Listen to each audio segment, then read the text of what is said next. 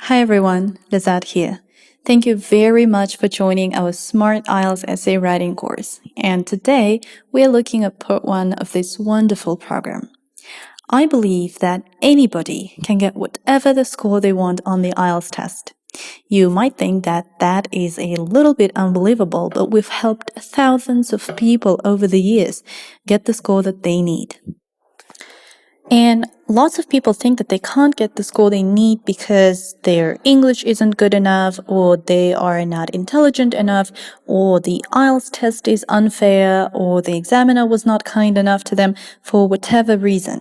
There are many reasons why you might not have got the score you need. But remember, number one reason is probably you haven't been shown how to prepare properly for the test. There is a huge amount of junk and garbage out there on the internet when it comes to IELTS preparation. So our goal is over the next few days to share with you how you can get to a Band 7 level in IELTS Writing Task 2. I'm going to share some simple, easy tactics, easy strategies to get you there. And by the end of this course, what I want you to do is, my ambition for everybody in this group is that you would say that was the best writing course I have ever attended. Because there's a huge number of companies out there who produce different IELTS preparation courses and charge crazy amounts of money for the people who prepare to the IELTS exam, we decided we would produce something as a bonus for you all and give you hundreds of dollars within a value over the 2 parts of this course. So basically, this course consists of 2 different parts, and like I said earlier, today we will be looking at part 1 only, and each part will last approximately for about 60 minutes, which is 1 hour. I would highly recommend to get a pen and a paper, or a pencil and a paper, whatever is more convenient for you, because we will be covering a lot of useful information, and I would like you to take notes as we go, because that information will be better remembered by you if you write it down. So if you put pen to paper and make an effort of putting that information down on the paper, that would be great, because that will guarantee that at least half of what we're covering today, you'll be able to remember that information later on. So that's that. And as we go, I want you to take notes as well of the things that maybe are unclear to you or you do not really understand. So just in case if there are any moments that weren't really understandable for you, you could throw a note to your teacher and make sure you understand those things that we talk in this course, because it's really, really important, and it's really, really necessary for you to understand every bit of information that we're sharing in this course, because the amount of information is huge, and we've tried to cut it down to this little course, and we've tried to minimize the amount of information to just the most essential, so to speak, information that you really, really, really need to know if you want to get a Band 7 in Writing Task 2. So without any further ado, let's get started with our part 1. So as you can see, one of the things we'll be covering today, first of all, answering the question. Very important, very fundamental, very, very necessary and vital to know, yet so many people tend to struggle with this important thing. So we'll be talking about answering the question today. As well as that, we'll be talking about clearly stating your message. Right? So I will go into details a bit later as we cover the slides, but that's the second thing we're going to cover today. The third thing that we're going to be looking at today is developing your main ideas. You know how important main ideas are for the writing part of the IELTS examination, so learning how to develop them and learning how to put them correctly down to the paper is also an essential step to getting a high score on the writing part of the IELTS exam. The fourth things that we'll be looking at today is using vocabulary effectively. I would say vocabulary is basically everything in any part or in any section of the IELTS that you take. So whether it is listening, whether it is reading, writing, or speaking, vocabulary is essential. And knowing how to use it effectively, especially in the writing part, is really, really important. Last but not least, we'll be talking about using grammar effectively. Grammar is also an essential part of any section of the IELTS exam, and especially when it comes to writing and speaking. But in this course, we're only covering writing part of the IELTS examination. So basically everything that we talk about will be in regard to the writing part of the IELTS exam. So first of all, we are going to have a look at these 5 task question types. There's many different question types in the IELTS writing task 2, and these are 5 main question types that we are going to be looking at today. So we're not going to cover every single question type in this part 1. We're only going to take one of them. However, you do need to know that there are other question types existing as well, so you can get yourself ready for the test. And also, it wouldn't be really possible to cover every single question type, as it would take hours and hours and hours of information that needs to be shared if that was the case, which is why we're taking one and we'll be looking at a sample question, at a sample answer, etc., etc., etc. So 5 task question types. First is opinion essay, right? These are our typical agree or disagree essays. The second question type is a discussion essay. So these are the ones which tell you to discuss both views and give your own opinion. The third question type is a problem essay, or cause and solution, or problem and solution, right? So these are the ones that say what are the causes and what are the solutions of a certain problem. The fourth type is advantages and disadvantages. Those are the ones that tell you to discuss the advantages and disadvantages of a certain thing, or they usually say, do the advantages outweigh the disadvantages, right? And our last question type is called double questions. These are usually the essays that have 2 questions in the prompt. So for example, what are the main reasons for this? And is this a negative or a positive development? It is very, very crucial to be able to differentiate between these question types, because before you start writing anything on your writing answer sheet on your test day, you need to read the question and you need to understand what is the question type of the prompt that I got here today. Only after you are able to identify the question type and you've brainstormed several ideas and reasons and evidence and examples, and you drew a little mind map, let's say, only then you are allowed to start writing. Don't just start writing without any ideas of what is going to go into your essay, because then it's going to take you so much time to build up your essay, and most of your ideas are not going to be coherent and are not going to logically follow one another because you don't have a concrete plan. So this is very, very important to be able to differentiate between these question types, because only then you can learn what your answers should look like for each and every question type that actually exists, because they're not going to look the same for every writing question type that you get on the IELTS exam. So again, summing up, we have 5 task question types. Those are opinion essays, discussion essays, problem or cause and solution essays, advantages and disadvantages, and double questions. So we are going to start here by talking about answering the question, right? So this is the most obvious thing you have to do, right? But the thing that very few of you actually do correctly, like, it's probably something that I don't even need to say as an IELTS coach, because when you get a writing task 2, the most obvious thing is to start answering the question, right?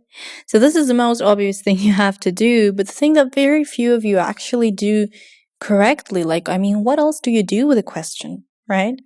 But what you need to understand about this thing right here is that if you don't answer the question, you can't get a high score.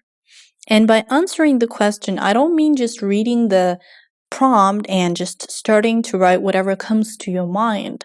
Sometimes it seems to a student that they have answered the question, but when the examiner starts reading their piece of work, they actually understand that the question was not answered fully.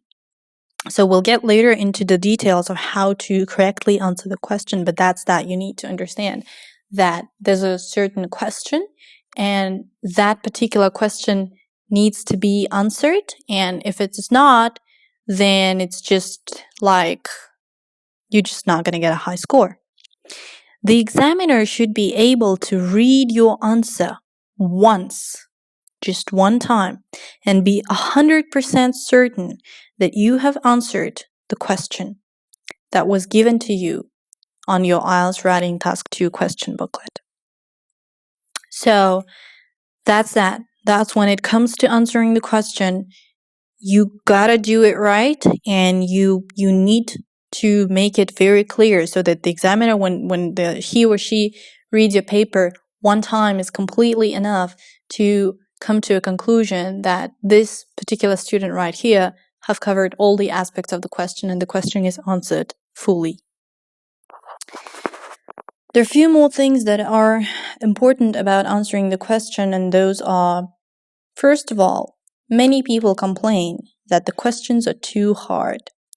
And the reason for that is probably because most people, when they prepare to IELTS, they go online and they just click the first link that pops up on Google, and then they start practicing. Whether those are writing or speaking questions or listening or reading doesn't really matter.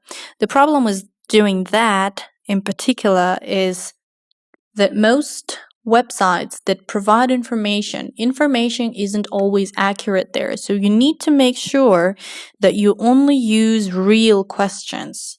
And by real, I mean, for example, very, very reliable resources like Cambridge IELTS books, like Cambridge 1, Cambridge IELTS 1, Cambridge IELTS 2, Cambridge IELTS up to 11 or 12. What's the latest edition?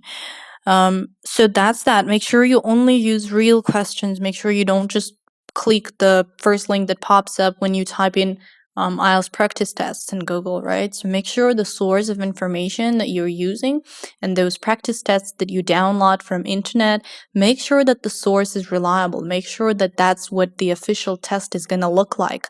Otherwise, you're just wasting your time and you're preparing yourself for something different, for something that's not really going to come during the test, which is silly, right? Not only it is silly, but it also is not going to help you during the test. And you, as a result, you're not going to get the score that you wanted in the first place. One more thing is that this is not an IQ test, it's a writing test. You just need enough knowledge to demonstrate that you can effectively communicate in English. So what that means is that, you don't need to have a particular knowledge, and you don't need to have particular information in your head about chemistry or biology or know all the capitals of all the countries in the world. So it's nothing really crazy like that. It's just a writing test. All you need to do is you need to learn how to write good, effective essays, coherently logical essays with with linking words and with a good structure, a structure that is easy to follow and easy to understand when you read it. So there's no crazy science behind it, So yeah, it's very, very important to understand that when you're answering the question, it's not an IQ test. Like, you can do it too. Most people are like, this is writing, this is IELTS, it's too difficult, I can't do it. But yes, you can. So you just need to have a little faith in yourself right here. So here what we're going to do, we are going to look at a sample question. I'm going to read it for you guys. In a number of countries, some people think it is necessary to spend large sums of money on constructing new railway lines for very fast trains between cities. Others believe the money should be spent on improving existing public transport. Discuss both views and give your own opinion. The source is Cambridge IELTS 12, which is, I do believe, the latest edition of this book series. So here, if you look at this question very, very carefully, so in a number of countries, some people think it's necessary to spend large sums of money, which means here we're not talking about $500. We're not talking about $5,000. We're talking about maybe like $20 million, because constructing a new railway line is not something you can do in 2 weeks, and it's not something that you can go buy in a supermarket, right? So here we're talking about really, really, really big sums of money. That's one thing. And another thing is that there's other point of view to this situation, because we are saying here that other people believe that money should be that same amount of money, like $20 million, for example, which could still be not enough for this, I don't really know. So there's other people who believe that this particular money should be spent on improving existing public transport. So what we're looking at here is there's a huge amount of money that we have, and there's two things we can do. Number one, we can construct new railway lines for fast trains that would travel between cities. Thing number two is we can spend that same money on improving the public transport that we already have. So instead of building new railway lines, we can actually try and improve and upgrade maybe the transport that we already have. So the question here is, discuss both views and give your opinion. Again, I remind you that this is a reliable source, Cambridge IELTS 12. So now what we're about to do, we are about to analyze the question, and I want you to look at these 3 steps that are very crucial and are very essential, and you need to go through each of these 3 steps if you really want to deeply understand what the question is about. And I think understanding the question deeply is also essential if you want to answer the question well, because if you don't really understand what the statement says and what is it that you need to be writing about in your essay, chances are you're not going to get a good score for your task achievement criteria, because task achievement is really all about, did you address all parts of the question? And if there were 2 questions, did you answer both questions? And if it was an opinion essay, did you write an opinion essay, or did you switch to a different type of an essay, although it was an opinion essay in the first place? So all things like that. So let's look. Here we have 3 steps, 3 very important, very crucial steps that you have to bear in mind, and you have to go through all of them to be able to analyze question well. First of all, what is the overall topic of the question? So the very first thing you do after you read the question, the statement, you need to ask yourself, what is the overall topic of the question? So what is the question about, really? Is it about education? Is it about health? Is it about politics? Is it about science? Is it about, relationship? Like, what is the general topic of the question? What area of life, of our everyday life, what area are we looking at? Is it environment? Is it pollution? Is it, discovering new planets and discovering other things about the universe? Like, what is the general area, right? After you've answered that question for yourself, what you need to look at is, what are the specific things they want us to think about? So now that you've identified the overall topic of the question, and you know what area of day-to-day life you are looking at in particular, you can now ask yourself, what are the specific things they want us to think about? So what is it exactly about this topic that I now have to consider to, to be able to answer the question? That's for step number 1. Step number 2, what do they specifically want you to do? So we know what the overall topic is. We know that there are specific things about that overall topic that we have to consider to be able to answer the question. But the second question you really need to ask yourself is, what do they specifically want me to do? Do they want me to find a solution to the problem? Do they want me to list advantages and disadvantages? Do they want me to just look at both views of a certain statement and then give my opinion? Like what here, by answering question number 2, what you're really doing, you are trying to identify the type of the essay that you will be writing. So answering question number 2 is very important because it will help you identify, is it an opinion essay? Is it a, discussion essay? Is it a problem and solution or cause and solution essay? Is it an advantages and disadvantages essay, or is it a double question essay, right? So question number 2 is a very, very important step in understanding how your essay should look like to get a good score. And question number 3 is you need to break the question down into simple parts. So sometimes there are prompts that are quite long and are quite difficult to grasp when put together. So what you need to try and do is you need to try and break the question down into simpler and smaller parts so that you can really think about the statement and what they are asking you to do, and just make your life easier by answering that question too. And like, for example, if we're now going to take obviously the prompt and then try to understanding and look at it in detail and answer all the 3 questions that we've now looked at. But generally, what I want you to understand is that there is these 3 questions that are essential for you to ask yourself to be able to analyze the question well. And again, let's go over them. Question number 1, ask yourself, what is the overall topic of the question? What is the area that we're looking at?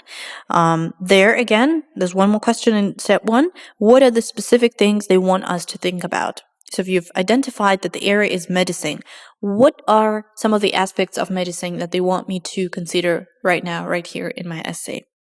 After you've answered those 2 questions, you move to step 2, which is you ask yourself, what do they specifically want me to do? Do they want me to write an opinion essay? Do they want me to write a problem and solution essay, etc., etc., etc.? Step number 3, break the question down into simpler parts. And now what we're going to do, we're going to move on and try and answer each and every of these 3 questions for the prompt that we've looked at earlier. So basically, we are now going to start with step 1, which is to understand the prompt, to understand the topic. So let's read it again together. In a number of countries, some people think it is necessary to spend large sums of money on constructing new railway lines for very fast trains between cities. Others believe that money should be spent on improving existing public transport. Discuss both views and give your opinion. So here, what you need to understand is that the main topic is transport. So our overall topic, remember how we talked just now a couple minutes ago that step 1. So step 1 for us is to understand, right? Yeah. So we ask ourselves, what is the overall topic of the question? So here, our overall topic of the question is transport. Next thing we do is we need to ask ourselves, what are the specific things they want us to think about? And here, if we look at the question again very carefully, the specifics are high-speed rail and existing public transport, and also money, obviously.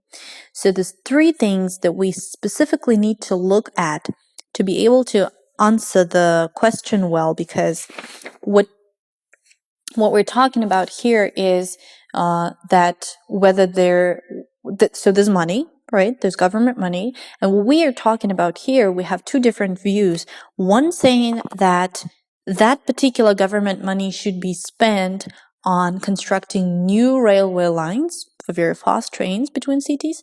And we have another view which says that that particular money should be spent on improving our existing public transport. So we either should create something new when it comes to trains, for example, yeah, or we should try and improve whatever we have already in our hands. And so that is basically our step one. And another thing which is very important about this step one and trying to understand the whole question is reading it very, very carefully.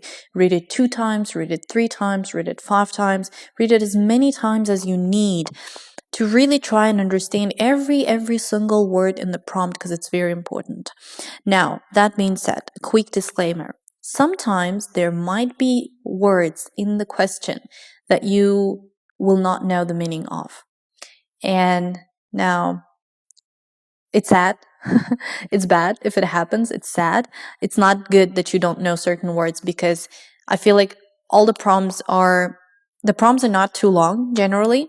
So if there's a new vocabulary for you, it's obviously not a good thing, which is why you should start working on your vocabulary today. You need to start today, no matter how many weeks, how many months, how many days you have left before your actual IELTS exam. Start working on your vocabulary today, because when the prompt comes and you read the prompt, you really want to be able to understand every word in it, to be able to analyze the question correctly and identify the essay type correctly, because the organization of your essay and staying on topic and actually addressing the question correctly, those things are really, really important, and you really don't want to get those things wrong. So once you get your question booklet with a prompt in it and you read it, try to read it as many times as you need to actually make sure that you've interpreted all the words correctly, and try to make sure that you're not confusing this word with another word which is written very similarly, So this is step 1 basically. Now let's move on to step 2. Okay, so for step 2, what we do is we ask ourselves, what do they want us to do?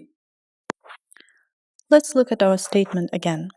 In a number of countries, some people think it is necessary to spend large sums of money on constructing new railway lines for very fast trains between cities.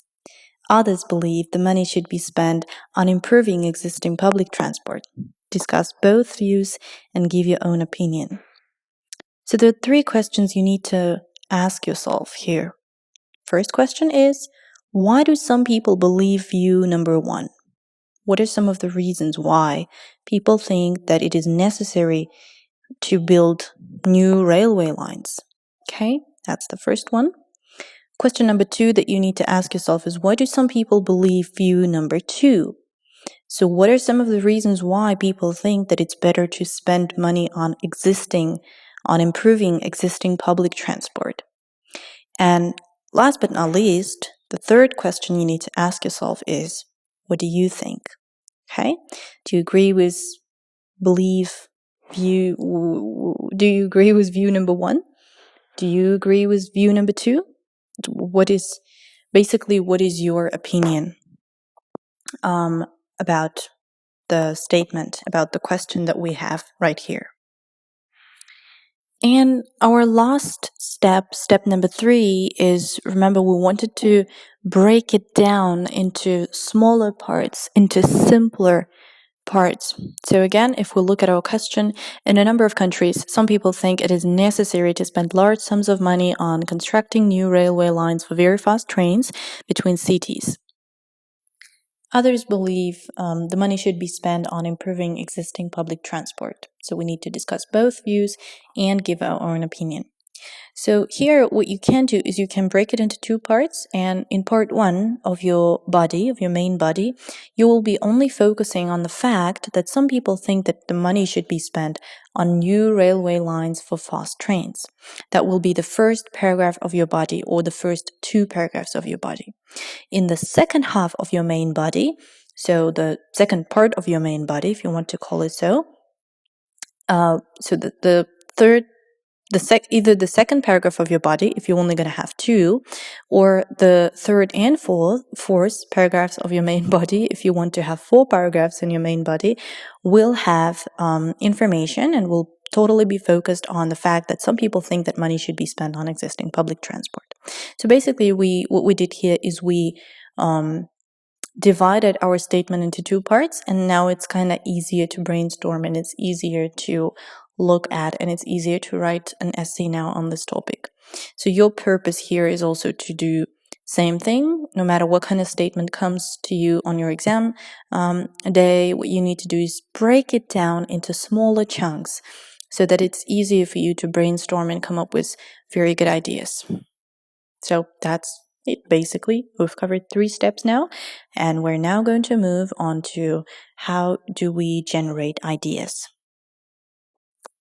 So basically, we've looked at all the 3 steps now. When we have identified for ourselves the things that we need to do with a question, with our prompt, with our statement, to be able to analyze the question very deeply and understand it very deeply, because those are the things that we need to do to be able to produce a beautiful essay, the one that the examiner will be having a pleasure to read, and obviously then a good score, a high score on IELTS Writing Task 2 is guaranteed. Now, let's look at idea generation process. What do you need to know about how you should be generating new ideas and how you should be brainstorming to be able to produce and to be able to come up with good ideas and to put them in your essay and make your essay a very good one to deserve a band 7, for example?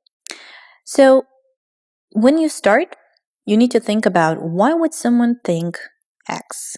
Okay, what are some of the reasons? What are some of the reasons why some people think that we need to create something new, right? And spend money on new railway lines, for example. So you need to really, really brainstorm that question. So what are some of the reasons why certain, people would hold certain opinion? The next thing you do is you ask yourself, is that idea logical? Is that obvious? Is it specific? Right? So let's say, for example, the reason we need to come up with new ones because the 21st century, we've got new technologies. We don't really need, we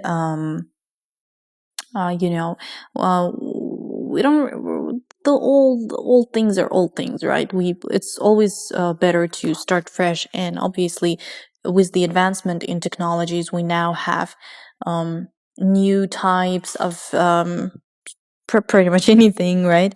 And to build new railway lines, obviously, we need new machines and new equipment. So maybe there are reasons why people have this opinion. So after you come up with an idea, you now you judge your idea in terms of, is it logical, is it obvious, is it specific? After that, you ask yourself, is that something I know enough about to explain and support it with an example? So once you came up with an idea of why people have an opinion that, let's say, it's better to build new railway lines, do I really know much about this topic? Is it something that I'm going to be able to prove my opinion about? And is it something that I can elaborate on and expand my thoughts and answers on, so that the examiner really understands what I was trying to say? So when you are brainstorming, you can come up with 3 ideas, 4 ideas, or 5 ideas, or however many ideas you come up with. What you then need to do is you need to try and choose the ones that you really know enough about to be able to explain Why is that a good view? And then support it with an example. Okay, let's look at idea generation number 2, right? So you can see the statement again. I'm not going to read it because we've read it like 15 times today already. But if you look at it, and here below the statement, you can see the sentence. Let's read it together. Some people think that money should be spent on existing public transport because it benefits a greater number of people, right? So when you create, for example, something new, right? You obviously have to spend a certain amount of money on that, and you never know if you can then make it affordable to everyone, or at least to the majority of people. So here what you can use as an idea is you can say that some people think that money should be spent on existing public transport because it's going to benefit a greater number of people. Existing public transport is something that already the majority of people use today. And if you can improve what we already have, what we have right now, is then you will be able to make it affordable to everyone, because so many people use buses, so many people use, subway, right? Things like that.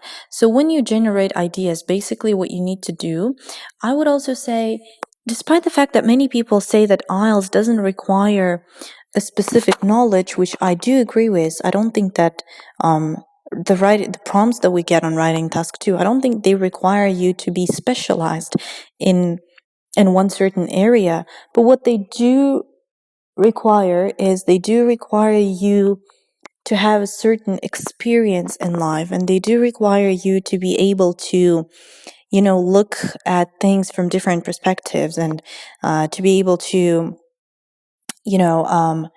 argue on both sides of any argument, pretty much.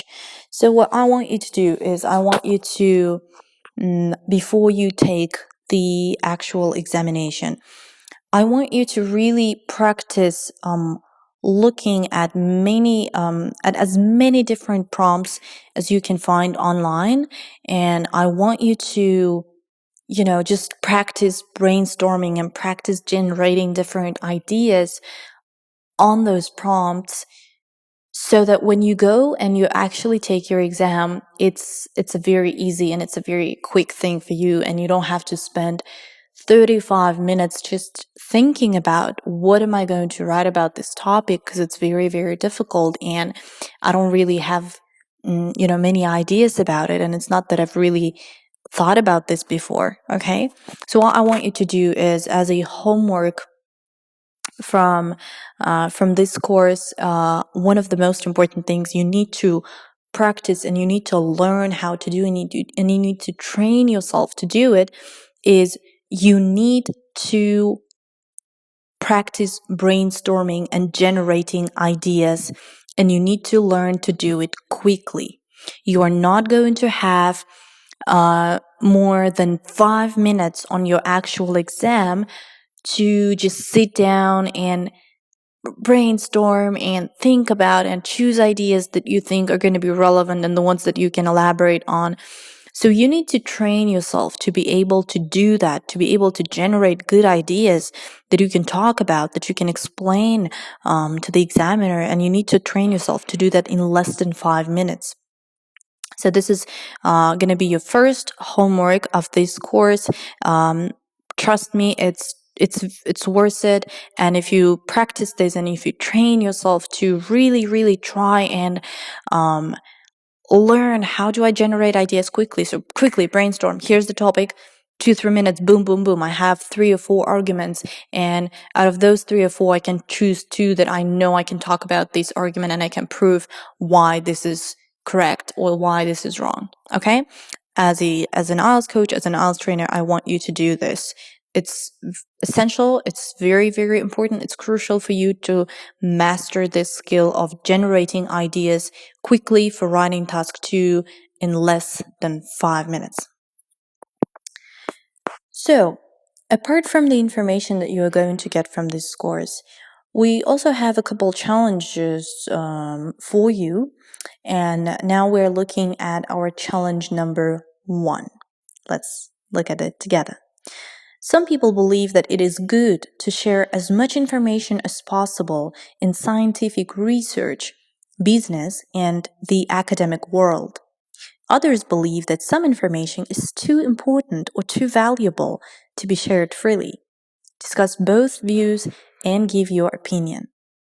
So your challenge here is you need to try and answer two questions, and there's one point that I want to quickly look at. See, what is the main topic? Okay, we've talked about an overall topic, the area that the question applies to. So that's question number one. What are the scientific things they want you to discuss? This is question number two. And think of one idea for both sides. Okay? So again, some people believe that it is good to share as much information as possible in scientific research, business, and the academic world. Others believe that some information is too important or too valuable to be shared freely. You need to discuss both views and give your opinion. That's the prompt that you are going to get on the actual exam. If this was your topic, this is the prompt that you would get. And I want you to, again, what I want you to do is I want you to look at these questions, try to answer them, and think of one idea for both sides. This is not going to be checked. However, this is a challenge for you. And if you complete this challenge, you will be one step closer to mastering and improving your writing skills, and obviously, as a result, getting a higher score on writing task 2 of your IELTS examination. Okay, next, what we're going to focus on is we're going to focus on ideas and structure. So, the thing about IELTS writing task 2 is that if you have bad ideas, it doesn't really matter how good your structure is, right? Because if you have bad ideas, then the good structure that you have is going to if your structure is good, but if your ideas is bad, the fact that you have bad ideas that might be irrelevant, that might not have good supporting evidence, or maybe you just gave an idea but you didn't give an examples to back up your idea, then it doesn't really matter how good your structure is, because for having bad ideas and for being irrelevant or for being too short and not being able to explain why certain people believe A and why certain people believe B and why do you believe C, blah, blah, blah, yada, yada, yada, all that is going to affect, and you're going to lose marks anyway. However, if you have a poor structure, it also doesn't really matter how good your ideas are. So, it's like you can imagine baking a cake with poor ingredients, but a good recipe. Or you can imagine baking a cake with a good recipe, but with bad ingredients, right? So either way, your cake is not going to be ideal, and it's not going to be tasty, and it's not going to end up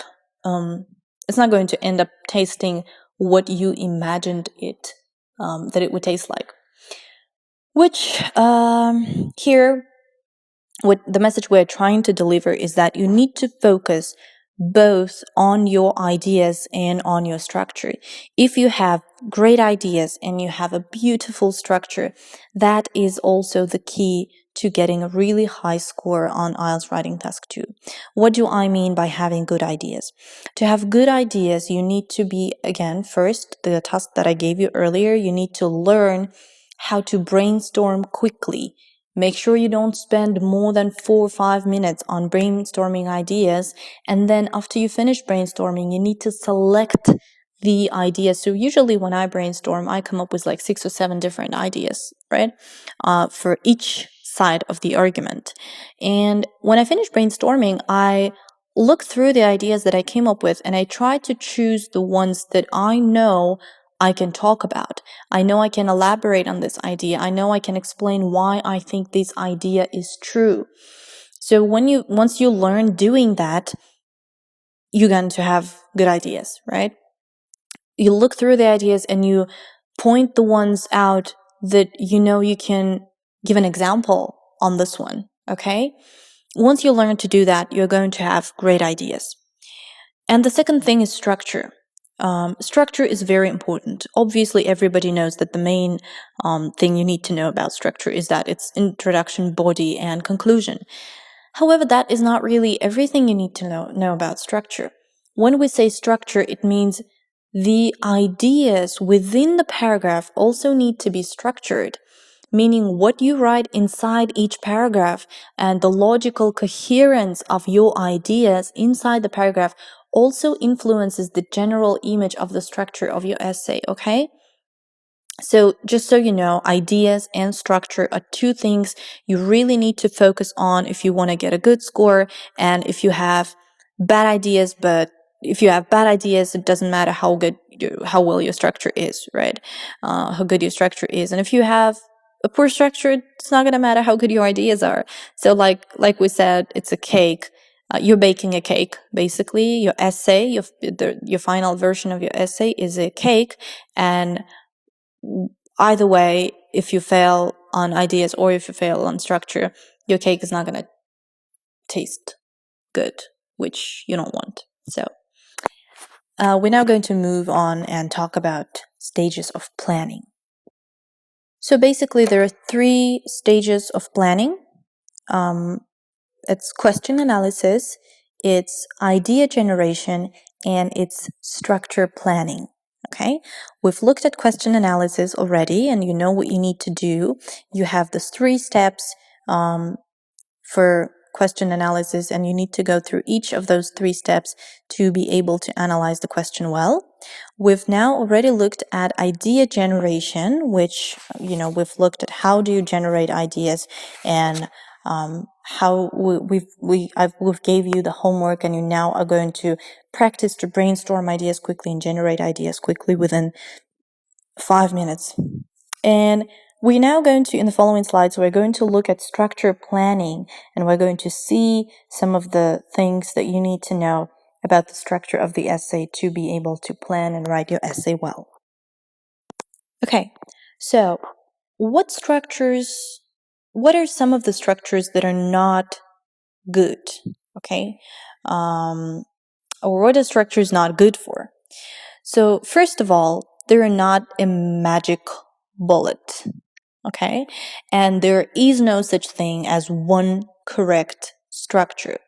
So just to be very clear, and just to give you a little bit of just to contextualize what I'm talking about here is 2 students could use the exact same structure, and one could get a band 5 and the other could get a band 9. So structure is not everything that defines the score that you get, but structure is important, okay? And what you need to know is that for every type of essay, there is obviously some kind of structure that you can use and then build your essay upon that structure, based on that structure. However, it's not like if you find an essay on the internet and it says band 9 underneath, it doesn't guarantee that if you use the same structure, you are also going to get a band 9. I guess students mistake that a lot, and they think that if I found the essay on the internet that it said it was band 9 or it said it was band 8, so I learned that essay by heart, and on my test day I just used the same structure and tried to use the same vocabulary. But excuse me, the topic was different, first of all. Second of all, the essay is written by a student who might have a different level of English than you. So just be aware, and when you find samples on the internet, don't think that just because you found a band 9 sample, your answer is also going to be a band 9 just if you use that particular structure, okay? Okay, why use structures? Structures allow you to organize your thoughts, okay? So if you use a particular structure, it allows you to put your thoughts in a logical and a coherent order, and it kind of makes it easier for the examiner to go through your essay and understand what you're trying to say.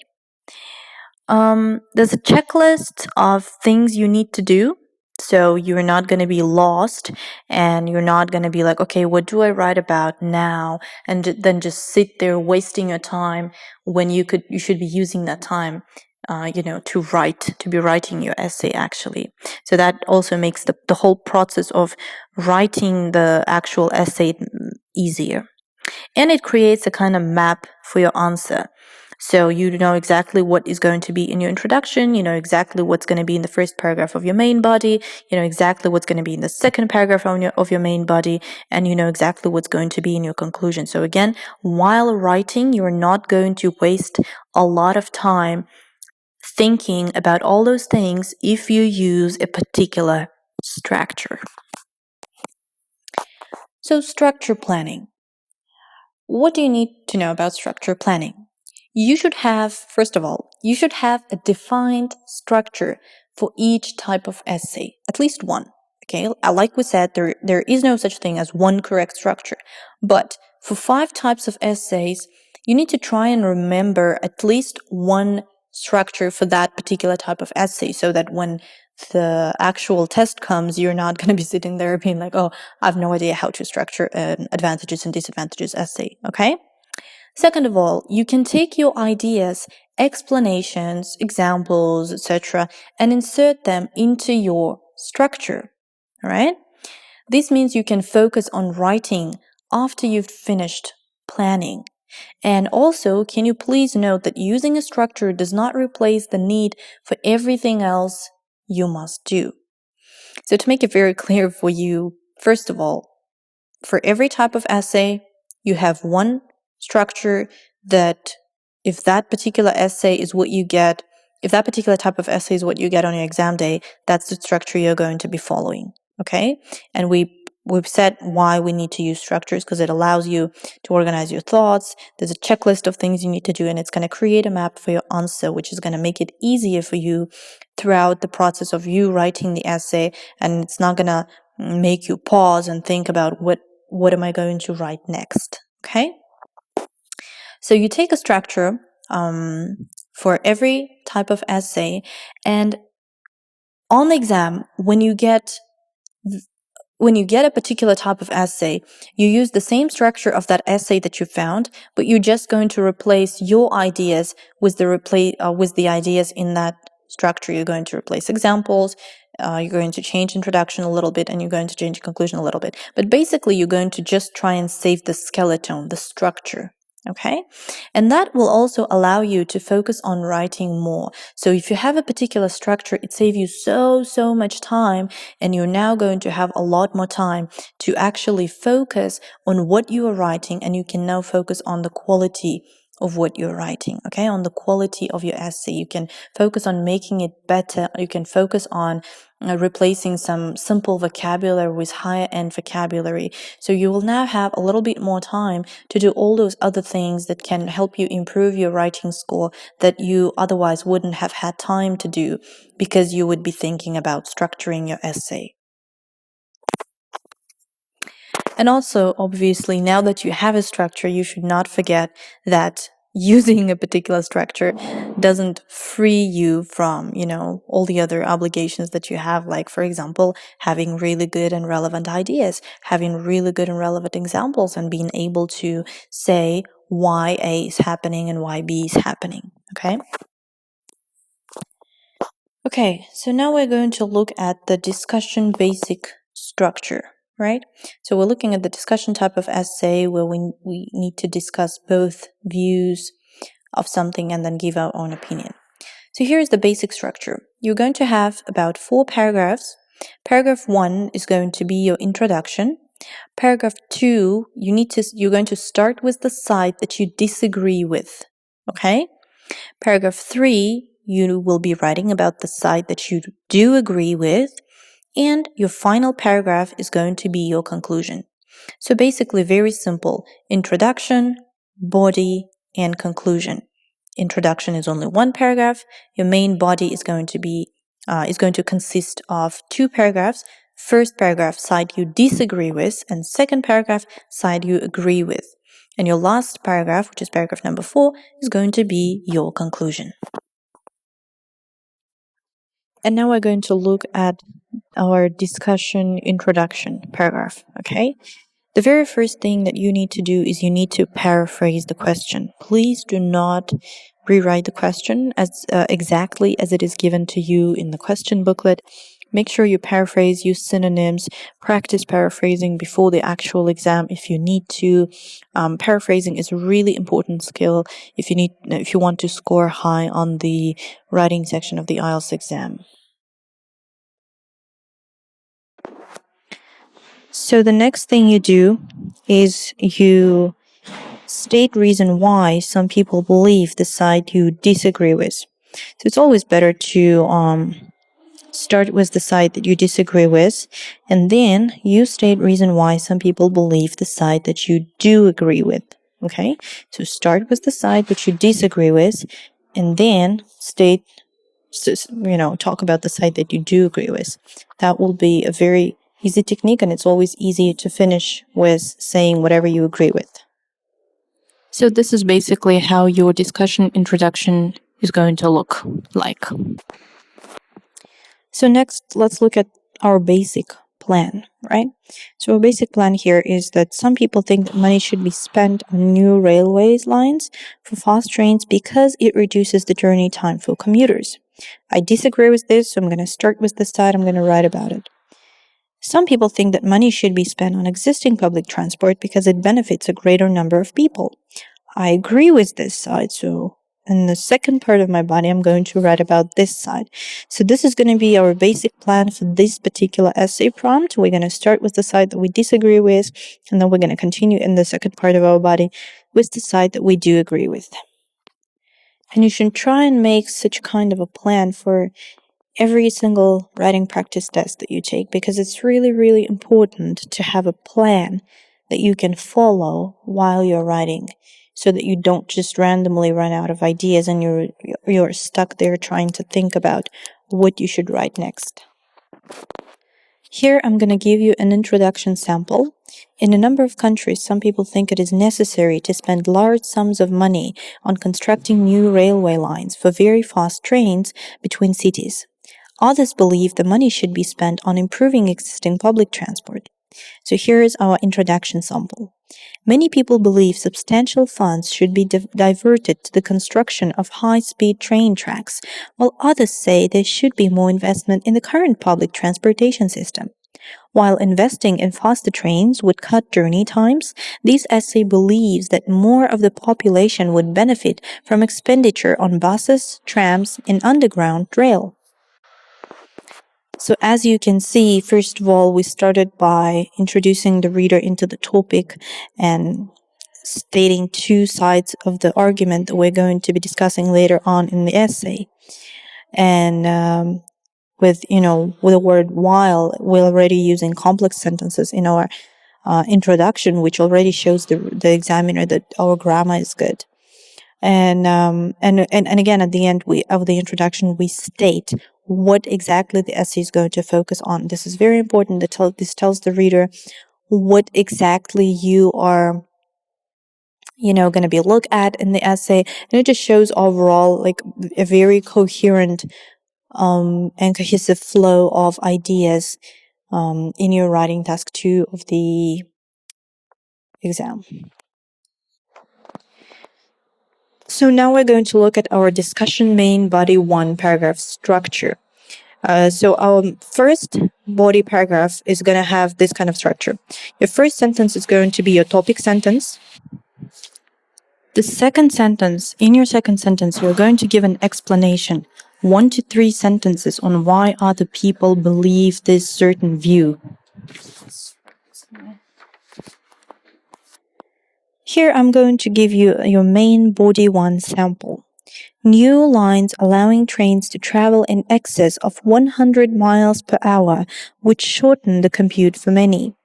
This is because the increased speed would allow them to get to their destination more quickly, therefore allowing people who live far away from major cities to find employment in these hubs of commerce. This would mean commuters could leave their home for work in the morning and return early in the evening. For example, the British government has plans to install the HS2 network between London and the Midlands in the next few years. However, this essay disagrees with this viewpoint because it would be a misallocation of resources. Okay, so this is how my main body would look like. Again, we start our first sentence here is our topic sentence. So we tell exactly what our whole paragraph is going to be about. And our main idea of our main body one is that it would shorten the commute for people, right? Our next sentence starting this is because and ending in early in the evening is our explanation. So like we said, 1 to 3 sentences on why other people believe this opinion. Our next sentence is our example. For example, and here we talk about the British government having plans to install the HS2. And we say our opinions. However, this essay disagrees with this viewpoint because it would be a misallocation of resources. All right, this is our main body one sample. Let's move on and look at the structure for our discussion main body paragraph 2. So in our discussion main body paragraph 2, we have pretty much the same structure, except for the last sentence. Here, you're going to say that you agree with this side. So again, we start with topic sentence. The first sentence is going to be our topic sentence. Sentence 2 is going to be our explanation. Here, we actually might have 1, 2, or 3 sentences and why other people believe this opinion. Third sentence, again, is going to be our example. And finally, you will say why you agree. Well, say that you agree, right? And give your opinion here as well.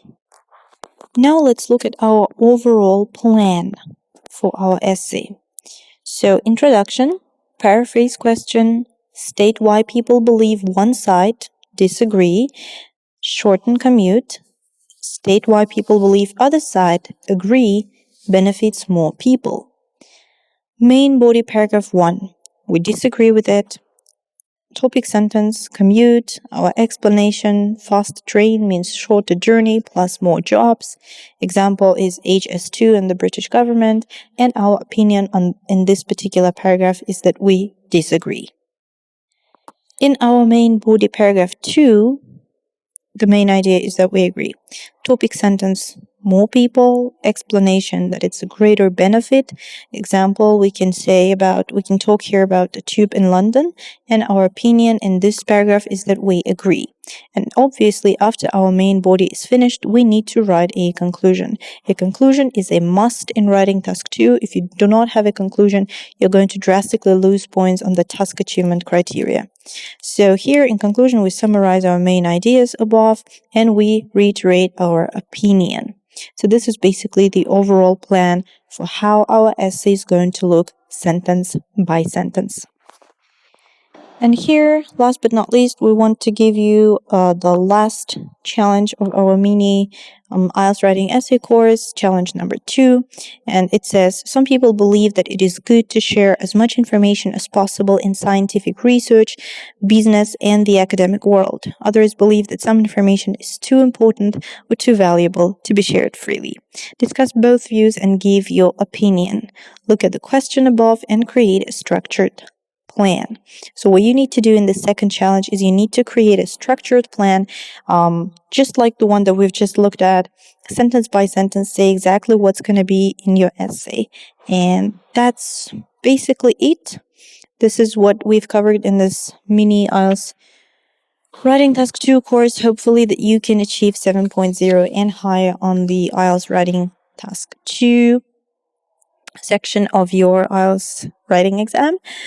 We honestly wish you good luck. We want to thank you sincerely from the very bottom of our heart for joining this course and for staying with us for the 2 parts of this mini IELTS Writing Task 2 course. Best of luck. If you have any questions, please contact the financial department, and I'm pretty sure they will contact you back and answer all the questions that you might have about joining our main preparation course or about any further information that you might find that you need about IELTS in general. Thanks again, and this is the end of our mini IELTS Writing Task 2 course. Best of luck. Score the highest as you can on the IELTS. Bye-bye.